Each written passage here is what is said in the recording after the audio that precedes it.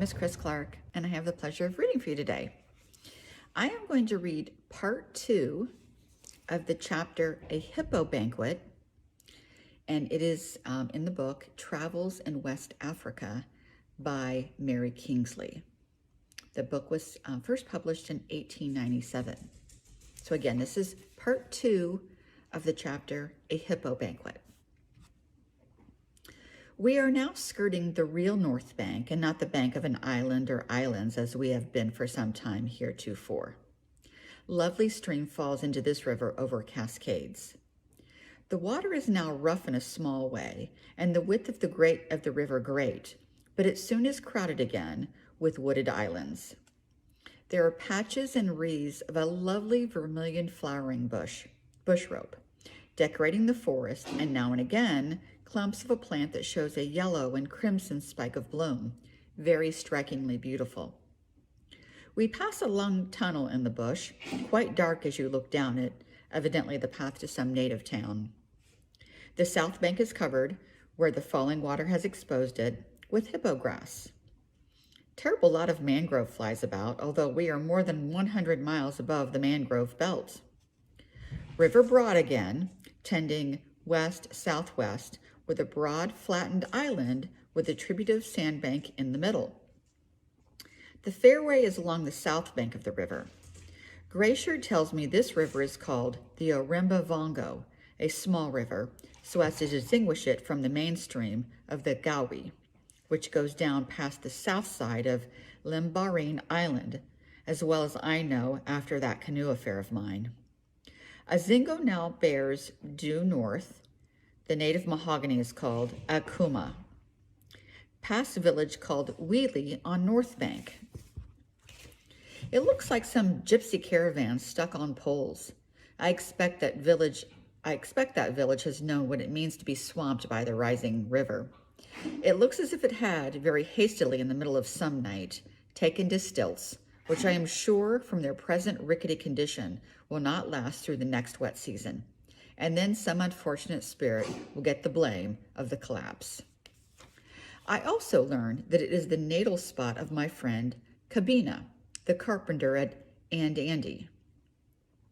Now, if some of these good people I know would only go and distinguish themselves, I might write a sort of county family history of these parts, but they don't, and I fancy won't. For example, the entrance, or should I say the exit, of a broadish little river is just south of the south bank. If you go up this river, it runs southeast, you get to a good-sized lake. In this lake, there is called an island called Adol. Then out of the other side of the lake, there is another river, which falls into the Agawi main stream. But that is not the point of the story, which is that on that island of Adol, Nuguta, the interpreter, first saw the light. Why he ever did, there or anywhere, heaven only knows. I know I shall never want to write his biography. On the western bank end of that river, going to Adol, there is a Ogawa town, notable for a large quantity of fine white ducks and a clump of Indian bamboo. My informants say no white man ever lived for this place, so I suppose the ducks and bamboo have been imported by some black trader whose natal spot this is. The name of this village is Wanderungamba. Stuck on sandbank, I flew out and shoved behind, leaving Naguda to do the balancing performances in the stern.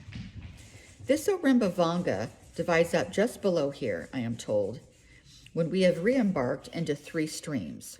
One goes into the main Agawi, opposite Ashuka, in Nakimi country.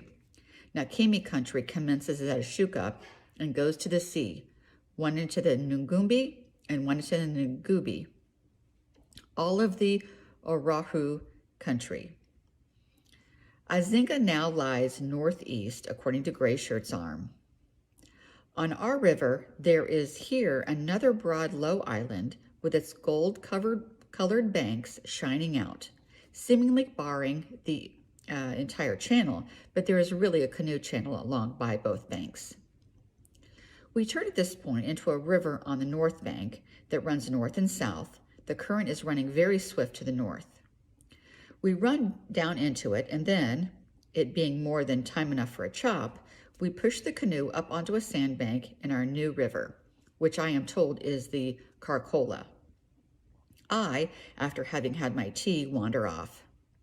I find behind our high sandbank, which, like all the other sandbanks above water now, is getting grown over with hippo grass, a fine light green grass, the beloved food of both hippo and manatee. A forest, and I enter this, I notice a succession of strange mounds or heaps made up of branches, twigs, and leaves, and dead flowers. Many of these heaps are recent, while others have fallen into decay. Investigation shows they are burial places. Among the debris of an old one, there are human bones, and out from one of the new ones comes a stench and a hurriedly, exceedingly busy line of ants, demonstrating what is going on. I thought these mounds were some kind of birds' or animals' nests. They look entirely unhuman in this desolate reach of forest. Leaving these, I go down to the water's edge of the sand and find in it a quantity of pools of varying breadth and expanse, but each surrounded by a rim of dark red-brown deposit, which you can lift off of the sand in a skin. On top of the water is a film of exquisite iridescent colors like those on a soap bubble, only darker and brighter. In the river alongside the sand, there are thousands of those beautiful little fish with black lines on each side of their tails. They are perfectly tame, and I feed them with crumbs in my hand. After making every attempt to terrify the unknown object containing the food, gallant bulls, quite 2 inches long, sidle up and snapping at my fingers, they come and feed right in the palm, so that I could have caught them by the handful had I wished. There's also a lot of those weird, semi-transparent, yellow spotted little sandfish with cup-shaped pectoral fins, which I see they use to enable them to make their astonishingly long leaps. These fish are of a more nervous and distrustful disposition and hover around my hand, but will not come into it. Indeed, I do not believe the other cheeky little fellows would allow them to. They have great butting matches among themselves, which wind up with a most comical tail fight, each combatant spinning round and going in for a spanking match with his adversary with his pretty little red-edged tail. The red rim round it and round its gill covers going claret red with fury. I do not make out how you counted points in these fights. No one seemed to scale the worse. The men, having had their rest and their pipes, shout for me, and off we go again. The Carcola soon widens to about 100 feet. It is evidently very deep here. The right bank, the east, is forested, the left low and shrubbed. One patch looking as if it had been cleared for a plantation, but no village showing. A big rock shows up on the right bank, which is a change from the sand and clay, and soon the whole character of the landscape changes. We come to a sharp turn in the river from north and south to east and west, the current very swift. The river channel dodges round against a big bank of swordgrass and then widens out to the breadth of the Thames at Putney. I am told that a river runs out of it here to the west to Arungu country, and so I imagine this Carcola ultimately falls into the Nazareth. We skirt the eastern banks, which are covered with low grass with a scanty lot of trees along the top. High land shows in the distance to the south, southwest, and southwest, and then we suddenly turn up into a broad river or strath, shaping our course north-northeast. On the opposite bank, on a high dwarf cliff, is a fan town. All fan now, says Singlet, in anything but a gratified tone of voice. It is a strange, wild, lonely bit of the world we are in now. Apparently a lake or broad, full of sandbanks, some bare and some in the course of developing their permanent islands by the growth on them of that floating coarse grass, any joint of it being torn off either by the current, a passing canoe, or hippos, floats down and grows wherever it settles. Like most things that float in these parts, it usually settles on a sandbank and then grows in much the same way as our couch grass grows on land in England, so as to form a network which catches for its adopted sandbank all sorts of floating debris. So the sandbank comes up in the world.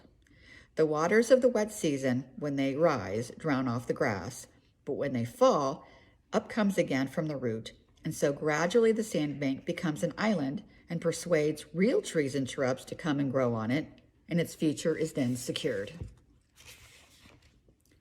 We skirt alongside a great young island of this class, the swordgrass some 10 to 15 feet high.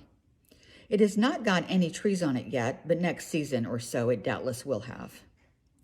The grass is stubbed down into paths by hippos, and just as I have realized who are the road makers, they appear in person. One immense fellow, hearing us, stands up and shows himself about 6 feet from us in the grass, gazes calmly, and then yawns a yawn a yard wide and grunts his news to his companions, some of whom, there is evidently a large herd, get up and stroll towards us with all the flowing grace of Pantechnicon fans in motion. We put our helm paddles hard at starboard and leave that bank. These hippos always look to me as if they were the first or last creations in the animal world. At present, I am undecided whether nature tried her prentice hand on them in her earliest youth, or whether, having got thoroughly tired of making the delicate, beautiful antelopes, corallines, butterflies, and orchids, she just said, "Goodness, I am quite worn out with this finicky work. Here, just put these viscera into big bags. I can't be bothered anymore."